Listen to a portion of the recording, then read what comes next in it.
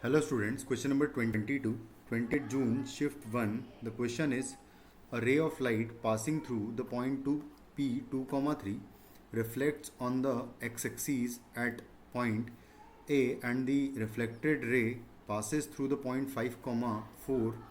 Let R be the point that divides the line segment AQ internally in the ratio 2:1.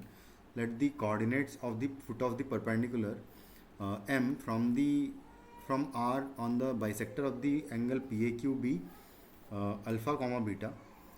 Then the value of 7 alpha plus 3 beta क्या होगा ये बताना। तो हम सबसे पहले तो डायग्राम अगर बनाएं तो कुछ इस तरीके से एक रे आ रही है, ray of light passing through the point P which is 2, 3। तो मान लो कि यहाँ पर कुछ P पॉइंट है ये 2, 3 और उसके बाद फिर on the x axis at the point है ना, ये एक्स एक्सीज है जहाँ पर कि रिफ्लेक्ट हो रही है वहाँ से, एंड ए है ना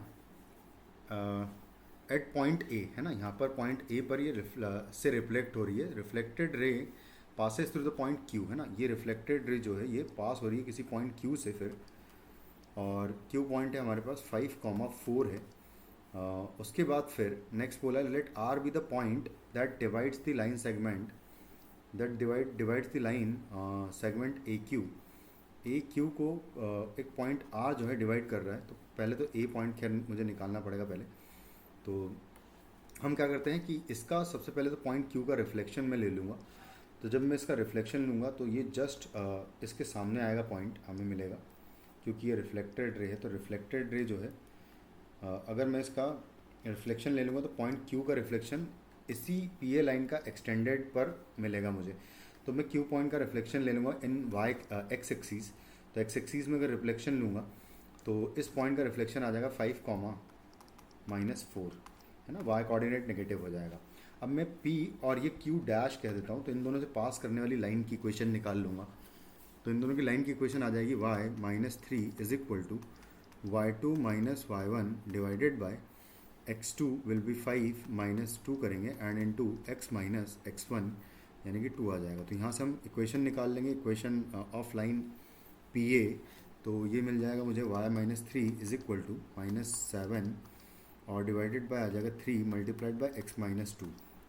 अब यहाँ से मुझे ये वाला पॉइंट निकालना है जहाँ पर कि y कोऑर्डिनेट में 0 कर दूंगा। तो क्योंकि इसमें अगर y कोऑर्डिनेट 0 करेंगे तो x एक्सिस पर पॉइंट मिल जाएगा मुझे, जो कि मुझे a पॉइंट होगा मिलेगा।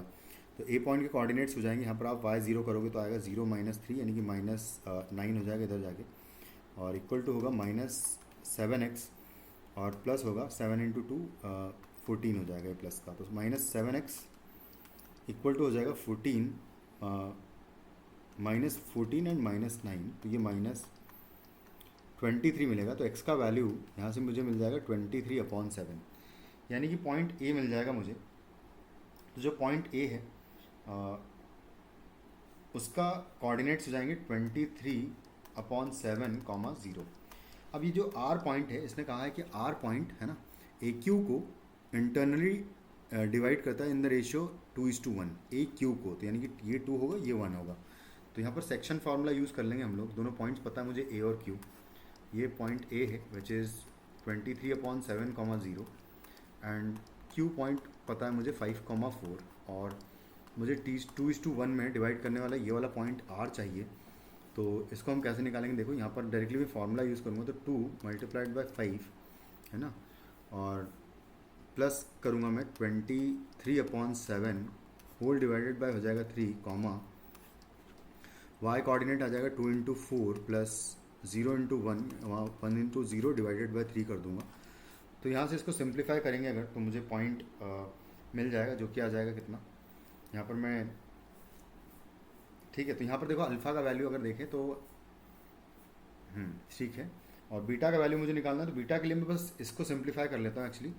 देखो सिंपल सी बात है। अब मुझे ये देखो यहाँ पर क्या है, let the coordinates of the foot of the perpendicular M from the point R. इस पॉइंट से हम लोग फुट ऑफ परपेंडिकुलर ड्रॉप कर रहे हैं किस पे, on the bisector of the angle P A Q. ये वाला जो एंगल है इसका बाइसेक्टर एक्चुअली क्या होगा, इसका परपेंडिकुलर एकदम एग्जैक्टली परपेंडिकुलर लाइन होगी।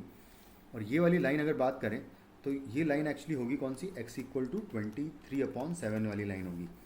यानी कि अगर मैं यहाँ से परपेंडिकुलर ड्रॉप करूँगा तो इस पॉइंट का एक्स कोऑर्डिनेट तो मुझे पता है कि फिक्स होगा 23/7 होगा, बस वाई कोऑर्डिनेट मुझे यहाँ पर निकालना है। तो मैं वाई कोऑर्डिनेट अगर यहाँ से निकालूँ पॉइंट जो ये होगा आर वाला, इसका बस वाई कोऑर्डिनेट निकाल लूँ तो उतने में मेरा काम हो जाएगा, क्योंकि इसका जो वाई कोऑर्डिनेट होगा सेम वे में ये जो पॉइंट आने वाला है एम पॉइंट, इसका भी वाई कोऑर्डिनेट सेम आएगा।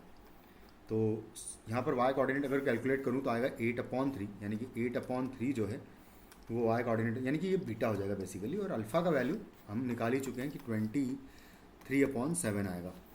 तो उसके बाद उसने पूछा है कि 7 times alpha plus 3 times beta का वैल्यू क्या आएगा।